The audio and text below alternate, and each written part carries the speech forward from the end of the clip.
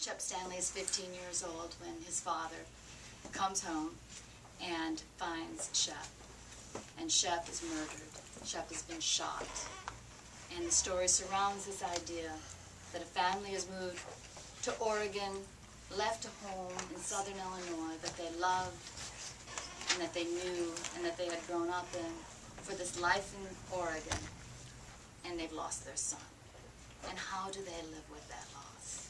How do they go on with that loss? That was the question that I had as a reporter covering lots of different things, but particularly the question came into my mind as I was assigned to this execution in 1996, and was given a very short period of time, as all reporters were for that assignment, to try to figure out what story it is that we want to tell, or what story it is can we tell, or what story it is are we really allowed to tell about an execution. We were given a very tiny slice of a very big picture. And I knew the night of the execution that someday in my life I'd want to look at the idea of capital punishment, crime, being a victim, surviving being a victim, being a parent of someone who has someone in jail. I would like to look at that from a fuller landscape and from a fuller view. And that's what I attempted to do with the Crying Tree. The night that I covered the execution, which was in September 9th, 1996. I was on the grounds of the state penitentiary with many more reporters. We had reporters coming in internationally that day because it was the first Oregon execution in a long time. And 4 reporters were taken off in a van off to the intensive management unit where the execution was going to occur. And I was not one of those 4 reporters that were taken off there. So instead of just sitting in the room with all the reporters, waiting for the reporters to come back to tell us exactly what they experienced, I went outside about 5 minutes before midnight. And I saw before me 2 groups of people standing outside the prison grounds. And one of those groups was the group that was protesting the upcoming execution, and they were standing there quietly with candles. And one of the groups was the group that was celebrating the fact that we were going to be executing someone. And they were drinking beer, and they had signs, and they were singing songs, and they were chanting, and they were doing a countdown at the last 10 seconds of this man's life. And as I was in front of that, I wasn't necessarily thinking about them so much. I was thinking about the people who had to do that job at that moment. I was thinking about the people who had to walk Douglas Wright, who was his name, into that room, and what that must have felt like. And what was it like to strap his body down tight to a gurney? And what was it like to inject IV into his veins? And did they have to struggle to do that? Because in many cases it's not an easy job to get an IV into a man or woman's veins at the last moments of their lives. This is something I don't normally do, and I'm going to start off right off by reading something to you. Chapter 8, May 11th, 1985. They went to bury their son on a cool gray day. The clouds hung like linen on the land. Sounds were an up-close, almost touchable thing, and Irene heard them all as they left Missionary Baptist.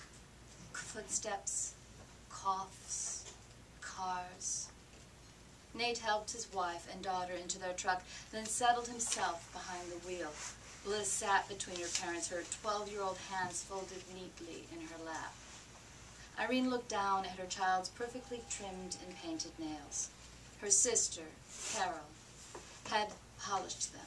She'd also done her niece's hair and had bought her a new dress at Runkle's. Carol had arrived within a day of Nate's call.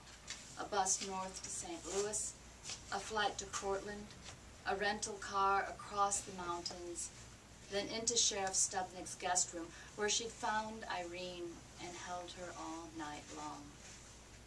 Irene put her hand to her mouth and tore at a cuticle.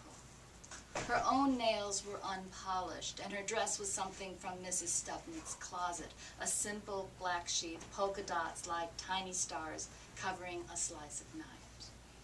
Mrs. Stubnick had lent Irene a scarf as well, and it now hung down either side of her face as Nate pulled behind the hearse and followed it out of the gravel lot and on to Maine North. They drove past the post office, Blaine Grain and Feed, Runkle's, other places either boarded up long ago or looking so empty and forlorn they ought to have been. They saw a tall, thin vagrant named Heath. He had a bristly beard and a weather-beaten hat that appeared molded to his head. He was a near fixture around town, but no one had known much about him, not even his name, until Shep had finally asked. She and her son were loading groceries into their truck when the aging vagabond walked by, hauling a garbage bag filled with cans. Shep introduced himself and his mother, and then asked him his name. Keith, he said shyly.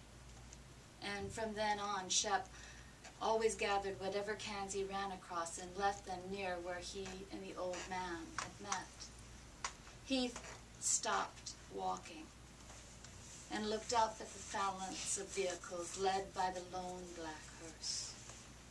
Then he pulled off his hat and he held it to his chest.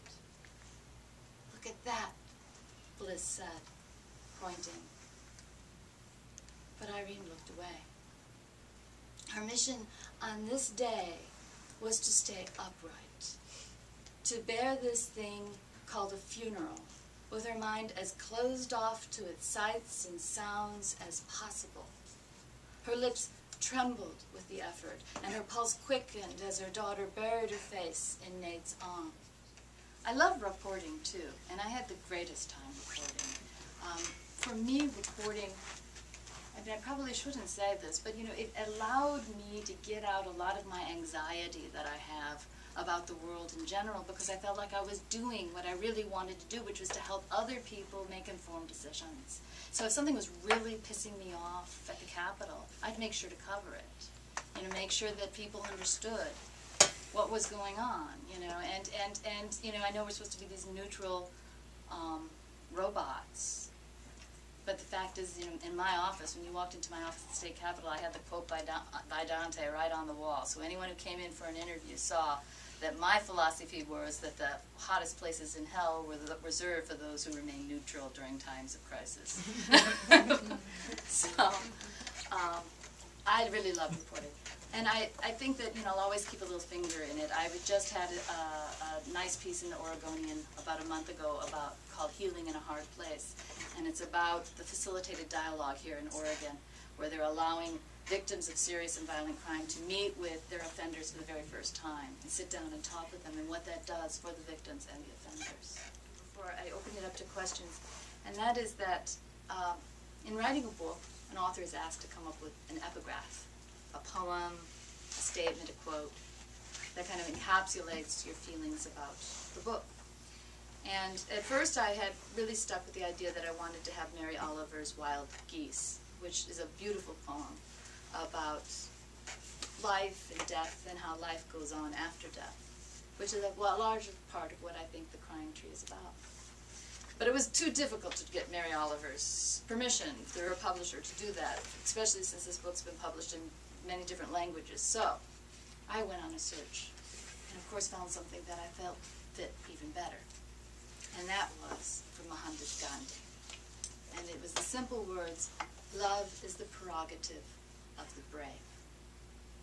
And what I feel the Crying Tree is about more than anything else is that challenge and that courage that each of us takes on when we decide to do the most harrowing thing, and that is to love one another, knowing that it could be endlessly painful and will likely be very painful. And so this book is about that courage that I think that people show when they make the decision to love, even in the most difficult of situations. So